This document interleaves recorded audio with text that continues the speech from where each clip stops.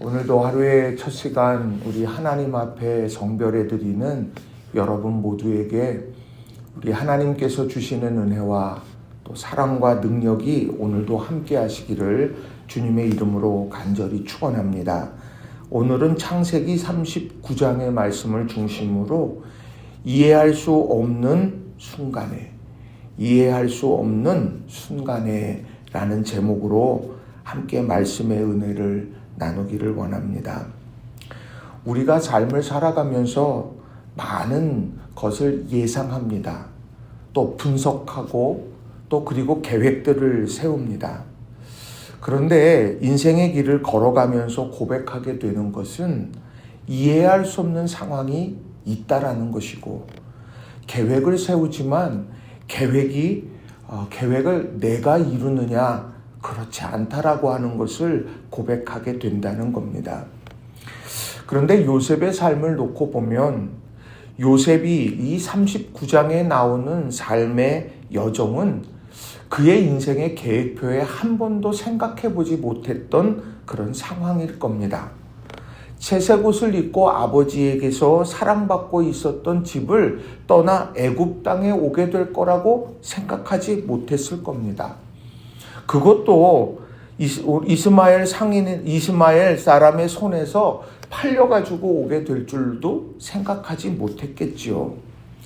더더군다나 보디발 장군의 집에서 가정 총무로 살아가리라고도, 그리고 그 주인의 아내가 유혹할 그런 일들도, 그리고 간수장에게 인정을 받았지만 어찌되었건 옥에 갇히는 그런 일들도 그의 인생의 계획 속에는 하나같이 이해할 수 없는 그런 상황이었을 거라는 겁니다. 이런 상황을 마주하게 됐을 때 요셉은 어떤 모습이었을까? 어떤 생각이었을까? 하나님이 나를 버리신 것은 아닌가 하는 질문을 자연스레 떠올렸을 것입니다. 그리고는 받아들이는 것도 힘겨웠을 거라는 거예요. 저는 이 말씀을 준비하면서 마태복음 10장 29절의 말씀을 생각하게 됩니다. 참새 2마리가 한 아사리온에 팔리지 않느냐? 그러나 너희 아버지께서 허락하지 아니하시면 그 하나도 땅에 떨어지지 아니하리라. 이 말씀을 거듭해서 묵상하면서 우리들이 결과를 알고 있기 때문에 이 요셉의 이야기를 이런 상황에 있구나, 그렇게 우리가 단정하고 또 그걸 받아들이게 되겠지만, 하나님이 이 상황도 내게 허락하신 거라, 그것을 어떻게 내가 받아들일까? 그게 믿음의 문제 아니겠느냐는 거예요. 그런데 이런 상황 속에서 오늘 요셉은 이해할 수 없는 이 상황에 어떻게 우리가 대처하고 어떻게 믿음으로 반응해야 되느냐, 이걸 우리에게 잘 보여주고 있다는 겁니다. 그래서 저는 오늘 본문 말씀을 중심으로 해서 3가지 중요한 교훈의 메시지를 전하고 또 함께 은혜를 나누기를 원합니다. 자, 첫 번째로는요, 이해할 수 없는 그 순간에도 하나님은 함께 하신다는 겁니다. 이해할 수 없는 그 순간에도 하나님은 함께 하신다라는 거예요.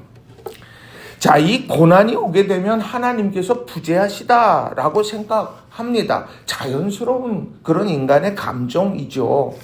그런데 오늘 본문을 이렇게 쭉 보게 되면 그 고난, 이해할 수 없는 그 상황을 다르게 보게 되더라는 거죠.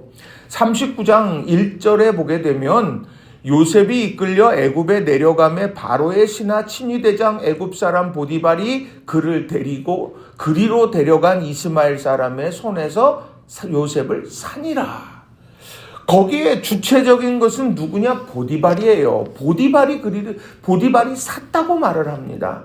그런데요, 2절 이하에 나오는 말씀을 보게 되면은요, 그 주체가 달라져요. 주인이 달라집니다. 뭐냐? 이 이스마엘 사람의 손에서 요셉을 산 보디발이 아니라 여호와께서 요셉과 함께 하심으로 하나님께서 그의 주인 애굽 사람의 집에 하나님께서는 범사를 형통하게 만들어 가시더라는 거죠. 그리고 요셉이 그의 주인에게 은혜를 입어서 그런 섬기게 하고 하는 모든 일련의 과정들 하나하나에 하나님께서 주인이 되어져서 주어로서 모든 일들을 이루어 가시더라라고 하는 겁니다. 다시 말하면 보디발의 집, 그 집으로 종으로 팔려간 절망적인 상황이고 이해할 수 없는 상황이었지만 여호와께서 요셉과 함께 하심으로 그가 형통한 자가 되었다.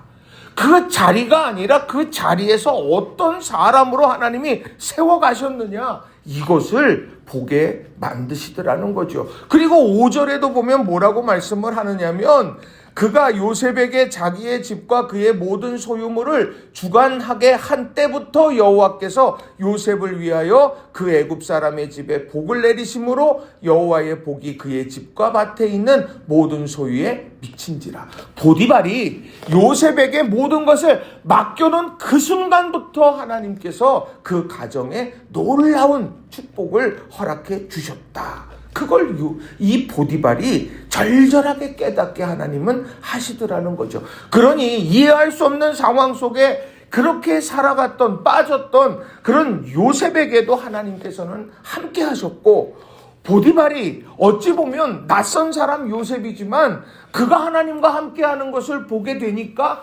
그에게 이걸 맡겨야 되겠다 하게 될 때 자신도 그런 복을 누리게 되었다는 거죠. 그리고는 한 가지로 하나님이 하셨구나, 이것을 고백하게 만드시더라는 거죠. 또요, 어떤 일이 일어납니까? 그 후에 이런 보디발 장군의 부인이 요셉을 유혹하는 장면이 나오지 않습니까? 근데 그것을 이겨낸 다음에 감옥에 갇혔습니다. 이해할 수 없는 것이 있어요. 보디발 장군이 그 아내를 지금 겁탈하려고 했던 그런 요셉, 지금 아내의 말로는 그런 거잖아요. 그런데 그렇다고 하면 당장에 그 목을 쳐서 그가 그의 삶을 끝낼 수도 있었을 겁니다. 그걸 쫓아낼 수도 있었을 거예요. 온갖 것 할 수 있었는데, 참 재미난 건 오늘 그를 왕의 죄수를 가두는 곳에 가두더라는 거죠. 거기에다가 가둬놓습니다. 왕의 죄수입니까? 아니잖아요. 그런데 거기에다가 가두더라는 거죠. 그것은 다시 말하면 이 여인이 어떤 삶을 살았는가, 이것을 미루어 짐작하게 되더라는 겁니다. 그런데 중요한 것은 그 감옥에 갇혔다. 나는 믿음을 지키고 주인에 대한 신의를 지킬 뿐인데, 그래서 내게 맡기지 않은 것은 저 여인이다. 나는 그건 하면 안 돼. 이렇게 생각하고 믿음을 지켰는데 또 어이없게 그 감옥에 갇히게 되더라는 거죠. 그런데 그 순간에도 하나님은 어떻게 하십니까? 21절에 여호와께서 요셉과 함께 하시고 그에게 인자를 더하사 간수장에게 은혜를 받게 하시매. 자, 여기도 하나님께서 요셉과 함께 하신다라고 말합니다. 그러니 오늘 이 이야기는요, 이해할 수 없는 순간, 그 순간에 주목해야 되는 믿음의 초점은 어디에 있느냐? 바로 하나님이 함께하고 계신다 라고 하는 것이 믿음의 중요한 초점이 되더라는 거예요. 다시 말하면 형통이라고 하는 것은 결과물이라는 거예요. 그 결과물은 어디서부터 되어지느냐? 이해할 수 없는 상황 속에서도 형통하는 것으로 바뀌게 되어지는 그 중요한 물건은 어디에서 나오는 거냐? 하나님으로부터 나온다. 하나님이 함께하고 계신다. 요셉이 그랬어요. 그리고 보디발이 결국 그것을 보게 됐고 간수장도 보게 됐다라고 하는 것입니다.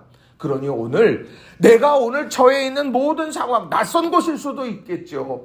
오늘 생각하지 못한 상황일 수도 있습니다. 어떤 상황 속에 있다 하더라도 하나님이 함께 하시면 하나님께서 형통을 보게 하신다. 우리는 이것을 기억하면서 하나님이 함께 하시는 하루를 오늘 살아가는 저와 여러분 모두가 다 되시기를 주님의 이름으로 간절히 축원합니다. 두 번째로는요, 이해할 수 없는 그 순간에 하나님께서는 선한 영향력을 펼쳐가신다는 겁니다. 이해할 수 없는 그 순간에도 하나님께서는 선한 영향력을 펼쳐가신다라고 하는 거예요. 오늘 이것은요, 하나님께서 나를 통해서 선한 영향력을 펼쳐가신다는 겁니다. 자, 요셉은 자신의 처지를 비관하며 시간 보내지 않았어요. 오히려요, 그는요, 계속해서 달라지는 상황이 있었지만 그곳에서요, 최선을 다해서 선한 영향력을 끼치며 살았다는 겁니다. 보디발, 하나님을 믿는 사람이었습니까? 아니에요. 불신자입니다. 그는요, 애굽 사람, 바로의 신하이고 친위대장이라고 말을 합니다. 힘 있는 세상의 권세자예요. 그러나 하나님을 알지 못하는 사람이었다는 겁니다.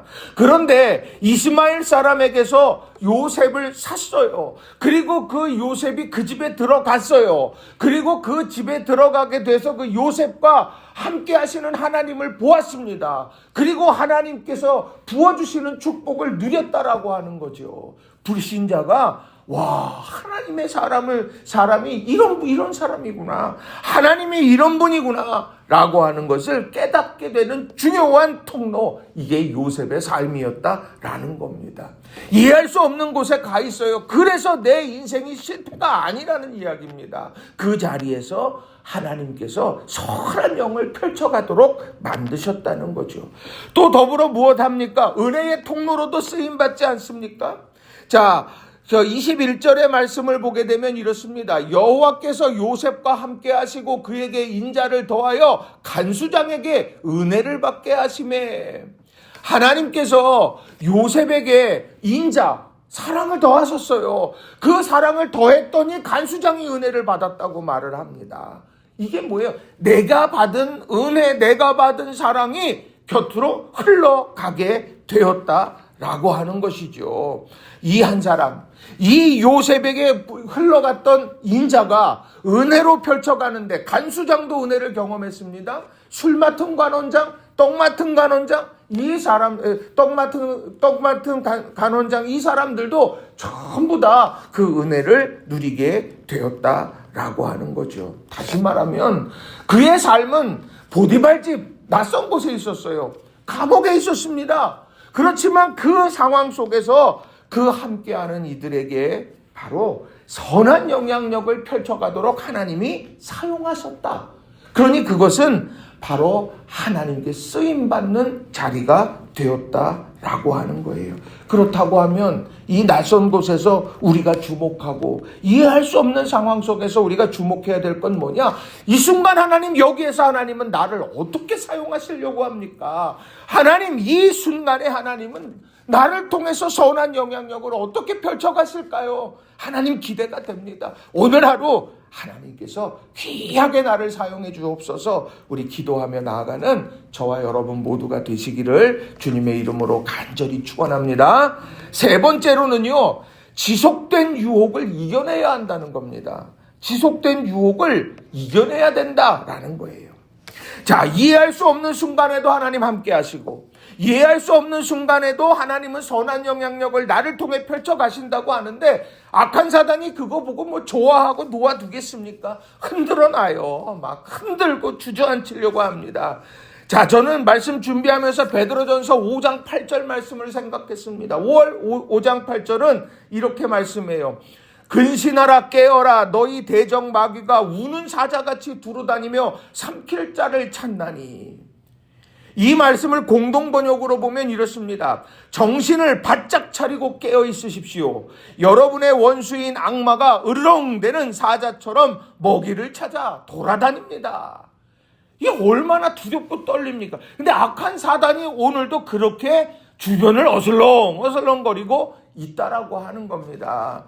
그러니 우리 시선이 다 어디로 뺏기겠습니까? 우리의 시선이 그 사자처럼 먹이를 찾아 돌아다니는 그 악한 사단에 자꾸 마음을 빼앗기게 되는 거예요. 하나님이 어떻게 선한 영향력을 나를 통해 끼쳐가시도록 하실까? 하나님께서는 함께 하셔서 형통의 복을 내려주시려고 하시는데 내 시선은 자꾸 그리로만 흘러가게 되더라는 거예요. 요셉의 삶의 하이라이트 뭘까요? 유혹 이겨내는 거 아니었습니까? 보디발의 아내가요, 이 여인이 얼마나 지속적으로 유혹을 합니까? 10절 말씀에 보면 여인이 날마다 요셉에게 청하였으나 라고 말합니다. 날마다 그랬다 이야기를 합니다. 자, 그런 상황 속에서 어떻게 요셉이 이겨낼 수 있었느냐? 그는 딱 한 가지 말이었다는 거예요. 내가 하나님 앞에 내가 어떻게 죄를 짓겠습니까? 9절 말씀을 보면 이 집에는 나보다 큰 이가 없으며 주인이 아무것도 내게 금하지 아니하였어도 금한 것은 당신뿐이니 당신은 그의 아내임이라. 그런즉 내가 어찌 이 큰 악을 행하여 하나님께 죄를 지으리이까? 라는 겁니다.